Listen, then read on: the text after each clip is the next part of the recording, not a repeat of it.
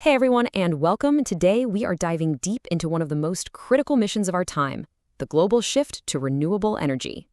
Now I know, it sounds like a massive challenge, but as we're about to see, the technology and, just as importantly, the momentum, they are definitely on our side. So let's get into it.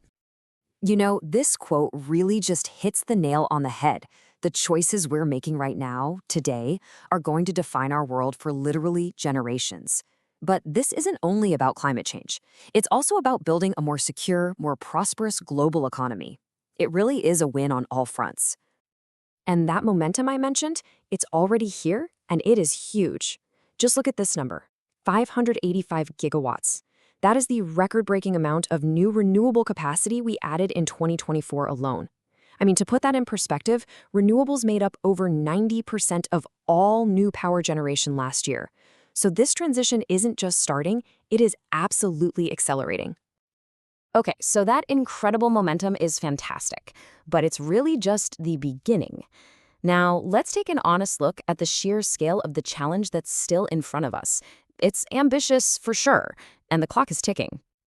This chart really puts it all into focus. See, right now, we're at about 4.5 terawatts of renewable capacity worldwide.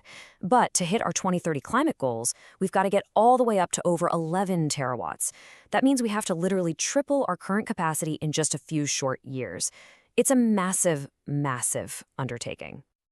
So, the big question is, how on earth do we close that gap? Well, the answer lies in a whole new generation of energy technologies. We've got a new toolbox, and honestly, some of these tools are truly mind-bending. And let's start with something that sounds like it's straight out of science fiction. We're actually going to space, where engineers are figuring out how to collect solar power and beam it right back down to Earth. So why go all the way to space? It's actually pretty simple. Up there, it is always sunny. There are no clouds, no night. An orbital solar array can generate power 24/7. And get this isn't just a wild idea anymore. In 2023, Caltech successfully transmitted power wirelessly in space. They proved it can be done, putting this tech on a real path to reality.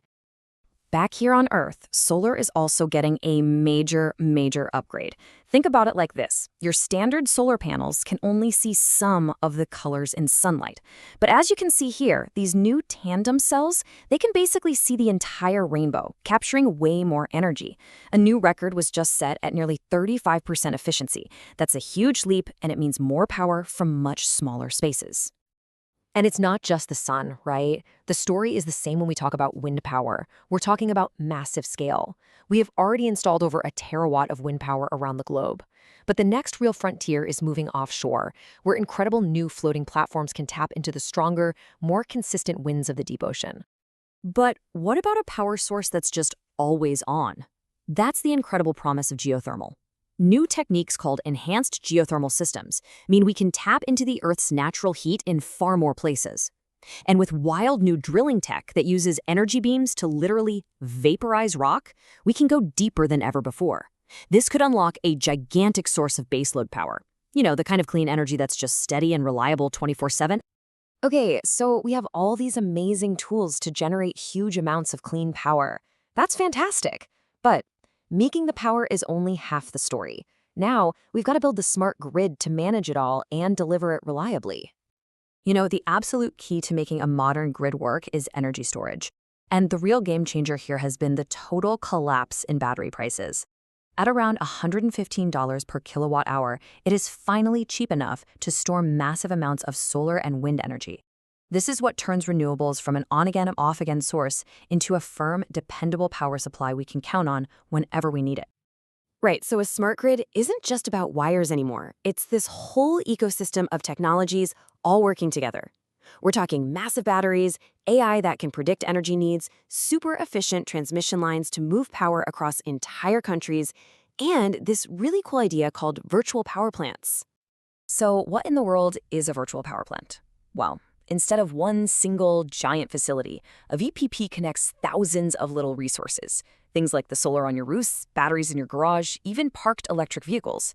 By using AI to coordinate them all, the VPP acts like one giant, super flexible power plant, but it costs way, way less. It's decentralized, it's efficient, and it's powered by all of us. And that brings us to a really important point. This whole energy transition, it isn't just about giant power plants and massive infrastructure projects. It's also about the choices that we all make, right in our own homes and our own communities. So what can you actually do? Well, first, you can adopt clean tech, like getting rooftop solar or switching to an EV. Second, you can make your home way more efficient with things like better insulation or a heat pump. And third, and this one is crucial, you can support the policies that make all this possible. Your voice really matters in getting the clean energy future we need built. So, we have the technology. We know what we can do as individuals. As we start this race toward our 2030 goals, what are the biggest things actually standing in our way? Yeah, that's really the multi-trillion-dollar question, isn't it? If the tech is ready to go, what's holding us back? Well, the biggest bottlenecks, and this might surprise you, aren't really about the tech. They're about logistics and policy. We desperately need to upgrade our grids, build way more storage and transmission lines, and honestly, we've got to streamline the whole permitting process so these projects can actually get built. These are all solvable problems, but they take political will and a ton of focus. And this, right here, is the most important thing to take away from all this. This is not a question of if we can do this. The technology works, the economics make sense. I mean, solar and wind are the cheapest new power you can build in most places now. The transition is already happening. The only real variable left is speed. So we'll leave you with this thought. We have the tools, we have the economic incentives, all the puzzle pieces are sitting right there on the table. The only question left for us to answer is, will we act fast enough to actually build the clean, prosperous future that is now finally within our reach?